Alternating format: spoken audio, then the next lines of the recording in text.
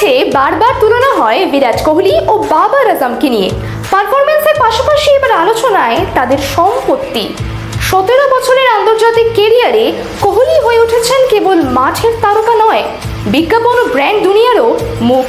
গুড়গাঁওতে 80 কোটি টাকার বাংলো, মুম্বাইয়ে 35 কোটি টাকার সি ভিউ ফ্ল্যাট, আর আলিবাগে 32 কোটি টাকার হলিডে হোম। সব মিলিয়ে কোহলির মোট সম্পত্তি প্রায় 200 কোটি টাকা। আর সেখানেই বাবরের সম্পত্তি কত প্রশ্ন উঠছে।